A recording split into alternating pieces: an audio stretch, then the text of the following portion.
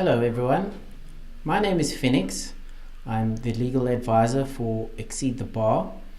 We are a company who specialize in legal advisory or providing legal advisory and business psychology services.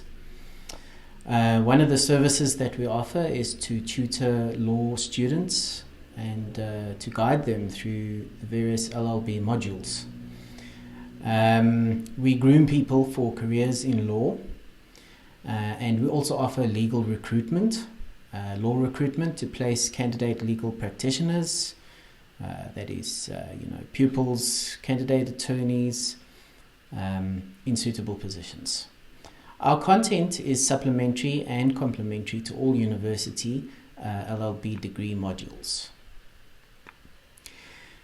The preamble to the Constitution of South Africa lays out several of our country's visions, but amongst these visions is the imperative to free the potential of each and every person in this country. We recognize the potential of every person, and we want every law student in particular to do well in their careers. To this end, we will seek to sharpen your legal prowess, your knowledge, your skills, and to guide you through your studies to a full in-depth understanding of law. We will also help iron out any problematic subject areas that you may encounter. Our offering includes practical visual skills and things that you may not be taught at law school or university. Our materials are loaded with tips and efficient ways of processing things in law. As part of our post-study services, we endeavor to offer law firms and their principals with best matched students, readily chiseled for their articles or pupillage, and to place students on a solid footing to a career in law. You can browse our website at www.exceedthebar.com. Our contact details are included at the end of this particular workshop. Thank you for joining us. How to tabulate notes. What does it mean to tabulate? To tabulate means to put information categorically into a table. And here you can see there's two examples that I've pulled out of my own study material. One, I used a table to compare the appeal and review process, and another table to compare an interdict versus a mandamus. Interesting stuff. So tabulation, you'll find as a lawyer, a legal practitioner, you always will be tabulating things. You will be needing to compare things, whether there are multiple variables or single variables. You're always going to have to be comparing things, whether it's cases, whether it's laws against each other, whether it's facts against each other, especially facts against each other when it comes to litigation. So here's an example that I've taken just to simply compare any two legal aspects. And these are, again, I've taken from my study notes. The statutory bargaining counsel comes from my labor notes, and types of admissions comes from my law of evidence notes. So tables are used to compare things. They are good for viewing similarities and differences, different approaches, how different systems work next to each other, etc. But the idea is that you've got two things that you need to compare. So there we were comparing bargaining counsels versus statutory counsels, informal admissions versus formal admissions. The comparison usually comes apparent in the kind of study material that you have on a particular topic. You then need to work out what basis you're going to compare both comparatives on. So for the bargaining counsels, I compared things against how they are established, what jurisdiction either of them hold, which parties they encompass, who their representatives are, what functions they perform, who is bound by decisions that they make, and where it falls within the ambit of public service. You will also note at the bottom there, I just put there some requirements for an extension of BC agreements. So there's always additional things, but be on the lookout for things like requirements, elements, etc. You must use your own initiative and discretion when devising a table summary for the material. It needs to make sense to you, but you need to select relevant comparatives that generally confirm the legal categories that you need to know about. In your study guide of interest, you will usually be told as a form of a self-activity or something like that to compare certain things across various variables, and they will give you the variables. But in general, think categorically like this. So to save space, use abbreviations that make sense. I've been saying that for the last number of videos. It's not an English exam, so don't care if your spelling is out. Although as a legal practitioner, you need to keep an eye out for detail and be precise and all of that stuff and correct. But use, for your own sake, abbreviations. Always pay attention to the rules and the requirements, and you will learn that requirements must always be fulfilled to found a case before the court, as non-compliance with requirements may result in your case being thrown out, and of course being subject to a punitive costs order. Where authority is required to support an argument, ensure you have the relevant case that you refer to. So whether it is legislation or case law, have the relevant stuff there. You could place the cases in different color font if you like, whatever tickles your toes. What do we do when there are multiple aspects that have to be compared? So not just two things that we have to compare more than two things. Well, the same principles apply. The idea is to break the study unit into its constituent parts to see how all of them fit together. There we've got taken from my notes on company law, meetings of creditors and proof of claims.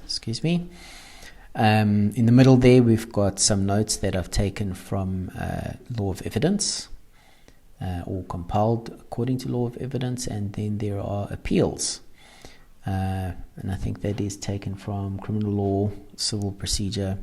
Any case, you can see how different the tables look. Microsoft Word's easy to work with tables. It's got pre-pop or kind of tables that you can customize, or you can do it in a spreadsheet format from Excel like I did in the middle there. So this particular table in the middle was drawn up from part of the law of evidence.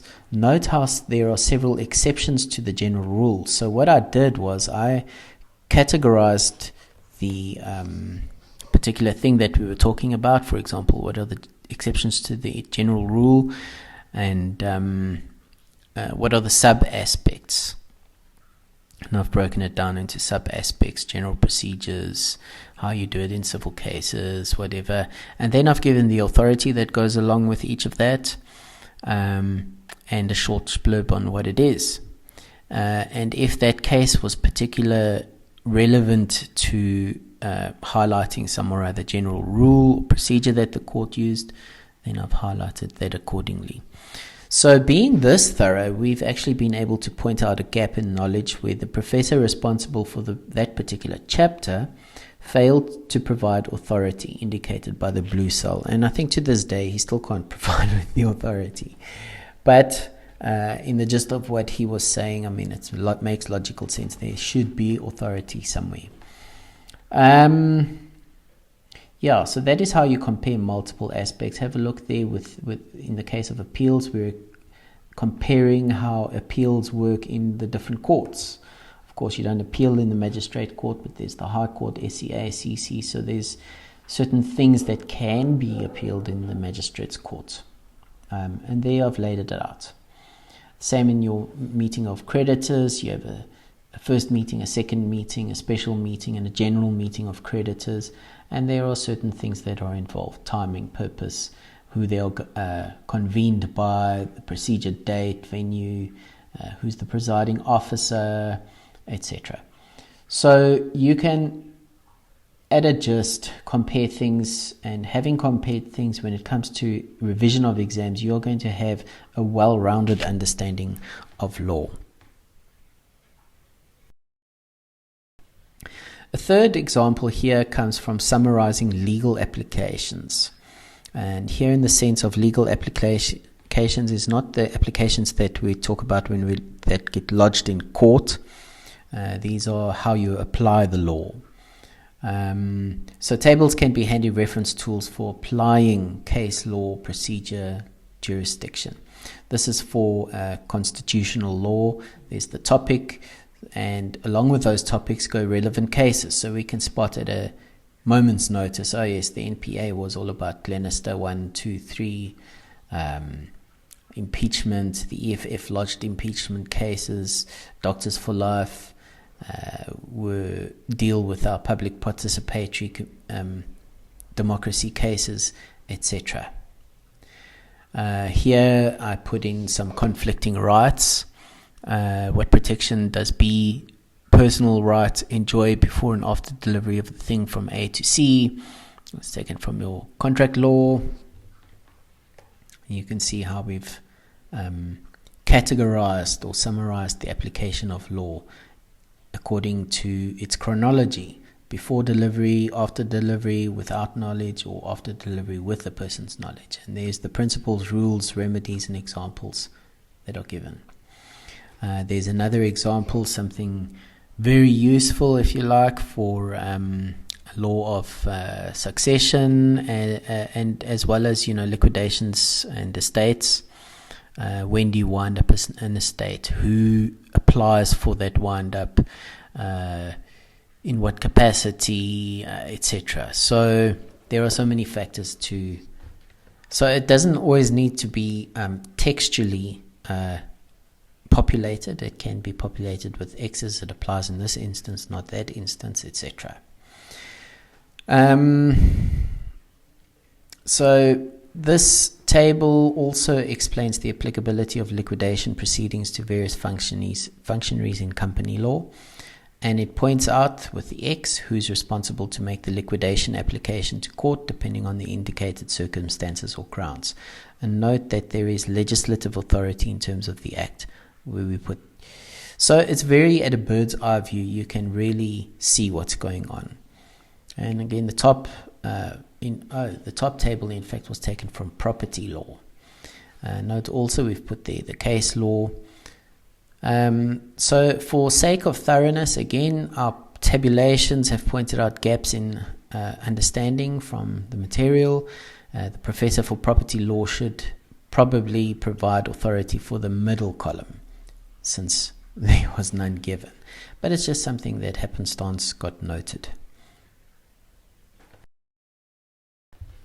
Another example is to consolidate long explanations into tables. So things like requirements, elements, grounds, factors, these are usually voluminous in your study material. There's more than 3-4 points to it. And so it's best to consolidate these into one table. So as you can see, I've put 2 tables there. This table explains the grounds for refusal of bail in a criminal procedure. And note the authority from the Criminal Procedure Act. Note the factors the court must consider. You can see I've laid them out in 2 separate columns. There's no need for long notes. You just need to get the essence. And there you can see boom, boom, boom, one-liners each. So here I think we were able to summarize something like 40 pages into this one table. Nice for when it comes to revising for exams, as well as to refer back to, when you're in practice. The other table came from insolvency law. I devised it for insolvency law to warrant a debtor's act of insolvency. Note the authority and the requirements, or elements if you like. I think it's self-explanatory. So the most important thing is to tabulate your legal knowledge against the listed categorization scheme as what is needed in practice. You could also, of course, compile your tables in spreadsheet format. There are advantages to that. Spreadsheets are tables on steroids. because you can do more, you can make bigger tables than in your Word or PowerPoint notes or other Office type applications. You can resize columns, resize rows, and of course you can make tabs for each thing that you want to do. So this particular one comes from international law, and it dealt with the question, does South African law impose an obligation on the South African government to provide diplomatic protection to its nationals abroad? And there are 3 cases that were compared: the facts, the problem, the assessment, the ruling, and further what was held. So a table like this compares key cases in answering any question. And spreadsheets allow you to manage your syllabi notes by topic, 1 tab per topic. You can develop as many as you like. There's no margin restrictions like you've got in Word or PowerPoint, and you can also resize your columns and highlight as you wish, of course. Very important. There's your tabs. Remember to click on these tabs. A lot of people just open the Excel spreadsheet and they just got 3 tabs and they don't click on the other tabs. You can keep different information in different tabs. Important to master these tabs. Here's a second example from using spreadsheets. They can be used for drawing tables in Excel without having to plan how many rows or columns you need. So you can go along as you see fit, or if you see extra information that's pertinent, you can just go and insert it. Remember the importance of legal categorization. So keep your eye out for rules, exceptions, conditions, requirements, procedures, etc. These make for meaningful application long into your practice as a legal professional. A third example, how to make spreadsheet magic. Well, here this was taken also from international law to compare different epochs and defining epochs in the development of international law. So a huge I think in the one textbook, if I remember correctly, it was like 100 pages. We just condensed into one simple table.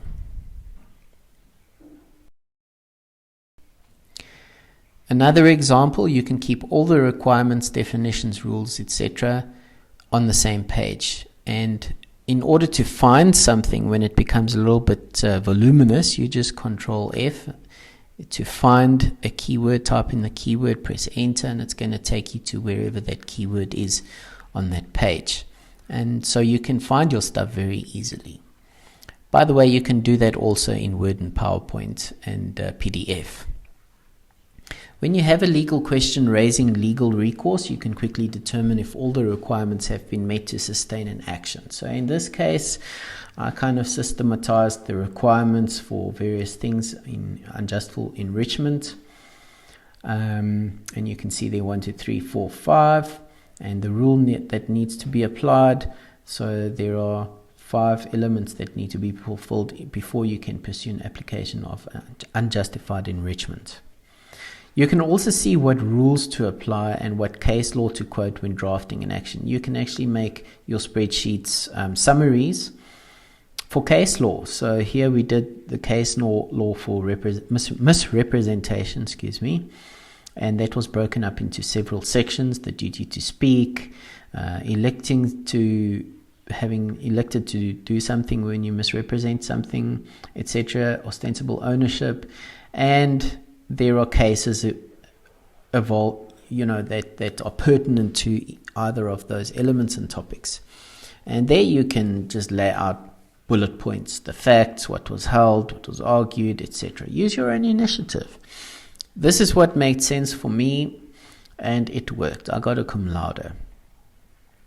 A breakdown of case law into relevant characteristics dealing with legal issues such as this will serve you in good stead. So again, it's the administration of knowledge. Thank you for listening to this video and watching it. Please do share it far and wide. The courses that I've listed there are courses that are forthcoming on our website. As soon as they come up, you can either elect to be notified or you can come back. Sign up for them on our e-commerce platform, and let's get cracking. Let's get you to become a superstar at law. Do contact us. We are eager to help you. Those red highlighted courses are free booster courses. The one you are currently busy with is How to Study Law. These will serve you in good stead for your career too. Thank you. Please do watch the next video.